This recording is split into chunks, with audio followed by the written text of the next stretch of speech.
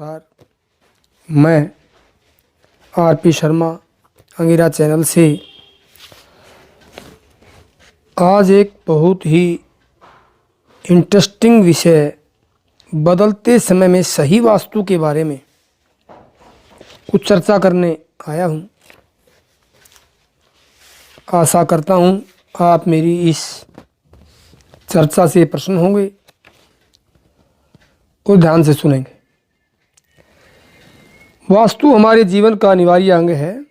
जिस प्रकार ज्योतिष शास्त्र में सूर्यादि नवग्रहों के मानवीय प्रभावों को बताया जाता है, वैसे ही वास्तु शास्त्र में पृथ्वी के वातावरण का हमारे ऊपर पड़ने वाला प्रभाव ज्ञात किया जाता है। यह प्रभाव दिशाओं और प्राकृतिक स्थिति के आधार पर देखते हैं। साथ ही इसमें मानव द्वारा निर्मित निर्माणों का अध्ययन भी होता है। यही कारण है कि वास्तु हमारे सामान्य जीवन से लेकर भविष्य की घटनाओं को प्रभावित करने वाला होता है। कोई व्यक्ति जब अपने जीवन में किसी विषय को लेकर दुखी होता है तो वह अपने भाग्य ग्रहों की स्थिति के साथ ही वास्तु को अवश्य परखता है। वह अपने भवन की स्थिति को अनेक वास्तुविदों को दिखाता है और ये ज्ञात करना चाहता है कि कहीं कोई वास्तु दोष तो उसकी अवनति अथवा समस्या का कारण नहीं है। उसकी ये जिज्ञासा अनेक अवसरों पर प्रभावी सिद्ध होती है। लेकिन जब बिना कारण वास्तु दोष समझकर भवन में तोड़ फोड़ करा दी जाए अथवा वास्तु दोष के नाम कोई व्यर्थ उपाय कर दिया जाए तो जीवन और अधिक समस्याओं से उलझ जाता है। प्रिय दर्शकों, वास्तुशास्त्र हमारे जीवन में वैदिक काल से जुड़ा हुआ है, अर्थात इस विषय की जानकारी मानवों को तब से है जब से हमारी उत्पत्ति हुई है। प्राचीन वास्तु ग्रंथों में उल्लिखित सिद्धांतों से ज्ञात होता है कि वास्तु सिद्धांतों का अधिकतर प्रयोग प्राचीन काल में मंदिर, राजाओं के महल, तालाब, जल स्रोत, सार्वजनिक स्थल आदि पर होता था। इन सिद्धांतों में निर्माण से अधिक भूमि की अनुकूलता के सिद्धांतों पर जोर दिया गया है। भूखंड का क्षेत्रफल, उसकी आकारगत स्थिति, मिट्टी की प्रकृति इत्यादि से संबंधित फल अधिक बताए गए हैं। इनमें से कितने सिद्धांत वर्तमान में प्रासंगिक हैं, इसका निर्णय आप स्वयं अनुभव कर सकते हैं। जबकि किसी ग्रंथ की रचना होती है तो वह वर्तमान स्थिति और मानवीय जीवन की घटनाओं को देखकर की जाती है। प्राचीन ग्रंथ उस समय की स्थिति के आधार पर रचे गए थे। आज न तो महलों का निर्माण होता है और न ही सार्वजनिक निर्माणों में इंजीनियर प्राचीन वास्तु सिद्धांतों का पालन करते हैं। हालांकि मंदिर और आध्यात्मिक स्थल के निर्माण में प्राचीन वास्तु सिद्धांतों का पालन अनिवार्य रूप से किया जाता है, परंतु वह भी अनुकूल और पर्याप्त भूमि होने पर ही संभव हो पाता है। वर्तमान में वास्तुशास्त्र का क्षेत्र सर्वाधिक रूप से भवन और अपार्टमेंट जैसे निर्माणों से संबंधित हो गया है, जहां व्यक्ति परिवार सहित निवास करते हैं। इनमें भूमि की शुद्धता अशुद्धता के प्राचीन सिद्धांतों का पालन तो लगभग असंभव ही है। एक तो भूखंडों का मूल्य अधिक इतना हो गया है कि व्यक्ति अपनी आर्थिक स्थिति के अनुसार केवल अच्छे क्षेत्र को देखेगा और अधिक भूखंड की आकृति को देख सकता है, परंतु उसकी मिट्टी की प्रकृति और अन्य स्थिति को देखना संभव नहीं है। महानगरों में तो अधिकतर लोग फ्लैट्स खरीदते हैं। वहाँ न तो मिट्टी की प्रकृति देखी जा सकती है और न ही उस प्लाट का क्षेत्रफल। प्रिय दर्शकों, ऐसे में प्राचीन वास्तु सिद्धांतों को वर्तमान की संस्कृति और जीवन के अनुसार ढालना अत्यधिक आवश्यक है, तभी वास्तुशास्त्र की प्रासंगिकता सिद्ध हो पाएगी। अन्यथा सामान्य व्यक्ति इस ज्ञान को भुला देगा। प्राचीन वास्तुशास्त्र के ग्रंथों में सामान्य भवन से जुड़े निर्माण के संदर्भ में विस्तृत वर्णन प्राप्त नहीं होता। हालांकि दिशाओं के अनुसार कक्षों के निर्माण से संबंधित वास्तु सिद्धांत अवश्य प्राप्त होते हैं। इन्हीं सिद्धांतों के आधार पर वर्तमान में वास्तु ग्रंथों का निर्माण किया जा रहा है।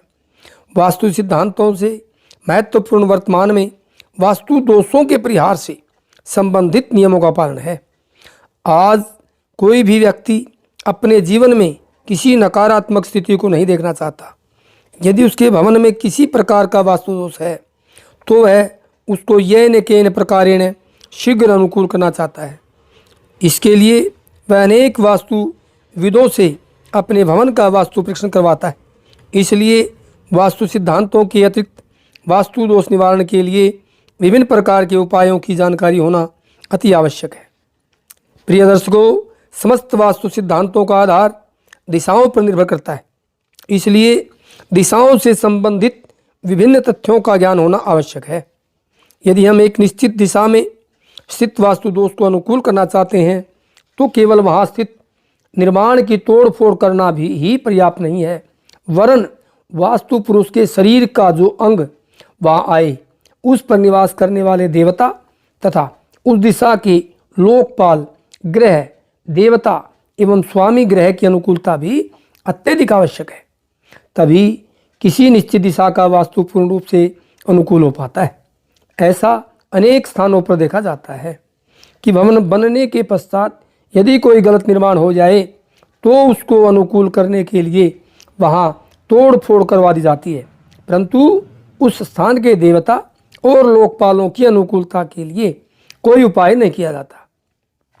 ऐसी स्थिति में तोड़ फोड़ होने के पश्चात स्थिति और भी विकट हो जाती है और उस भवन में वास्तु दोष की नकारात्मक शक्ति और अधिक बढ़ जाती है।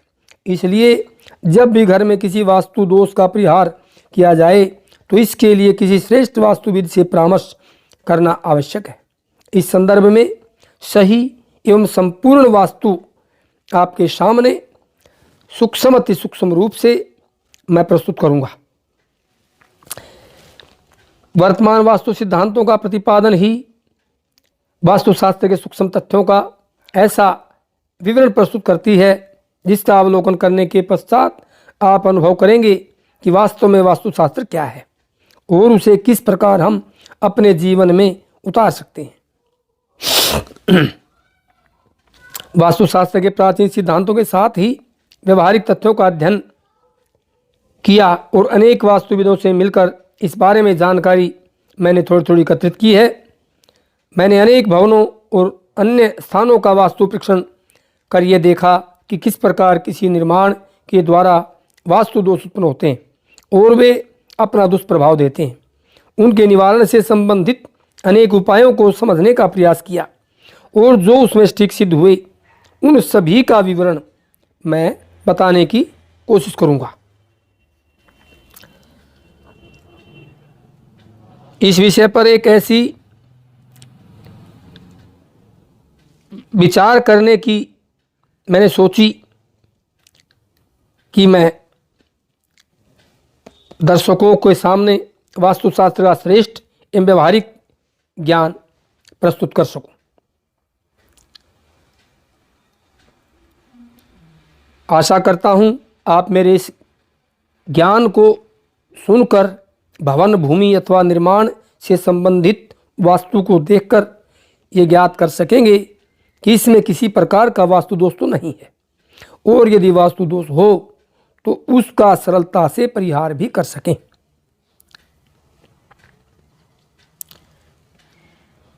इस प्रकार से वास्तुशास्त्र के ज्ञाता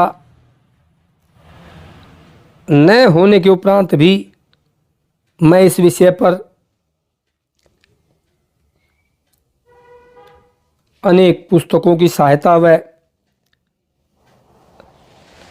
भिन्न भिन्न प्रकार के वास्तुविज्ञों के विचारों से थोड़ा थोड़ा ज्ञान प्राप्त करके आपके सामने लेकर उपस्थित हुआ हूँ। आशा करता हूँ आप मेरे इस ज्ञान को प्राप्त करें।